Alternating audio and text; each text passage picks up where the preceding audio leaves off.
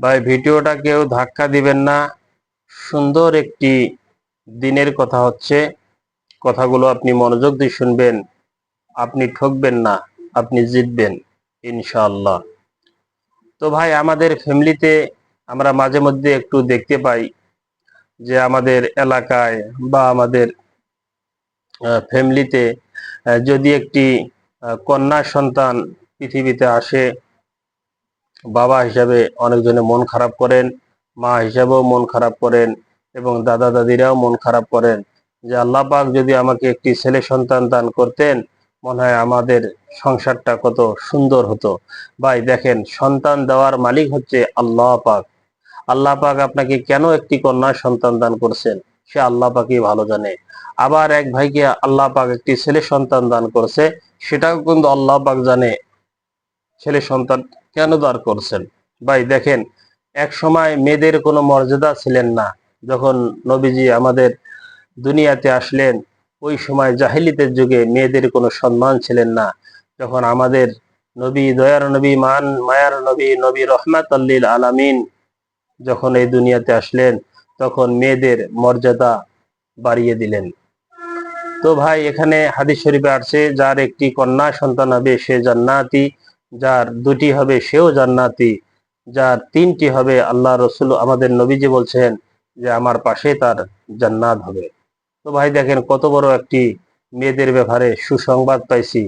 তো যাদের আমার এই ভিডিওটা পাওয়ার মাধ্যমে, শোনার মাধ্যমে, যখন আপনারা এই ভিডিওটা শোনার মাধ্যমে যখন বুঝতে পারবেন যাদের ঘরে কন্যা সন্তান আছে সে কত বড় ভাগ্যবান।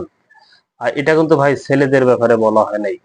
তো সাহাবা একরামরা যখন প্রশ্ন করছিলেন, ইয়া রাসূলুল্লাহ, যার একটি মেয়ে হবে সে জান্নাতি, আসলে মেয়েটা কেমন হতে হবে? তখন আমাদের নবীজি বললেন, ওই মেয়েটাকে আপনি শিশুকাল থেকে বিবাহ পর্যন্ত আপনি দিন শিক্ষা দিবেন এবং পর্দার ভিতরে রাখবেন এবং হক্কানি একজন আলেমের হাতে, হক্কানি একজন আহ দিনদার লোকের হাতে, অথচ একজন পরহেজগার মমিনের হাতে আপনি আমার সন্তানটাকে আপনি বিবাহ দিবেন। আপনি নিশ্চিত ধরে নেন একটি জান্নাতের মালিক আপনি হয়ে যাবেন।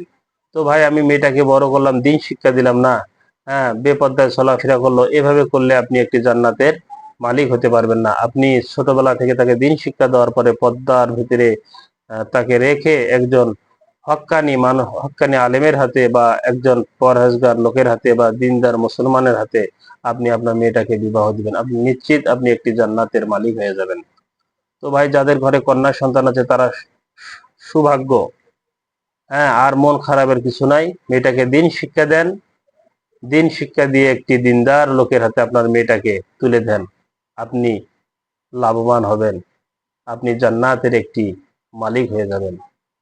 তো যাই হোক, আমার এই কথার ভিতরে যদি কোনো ভুল হয়ে থাকে আল্লাহ পাক যেন আমাকে ক্ষমা করেন এবং এই কথার উপরে আল্লাহ পাক যেন আপনাক আমাক যেন আমল করার তৌফিক দান করেন।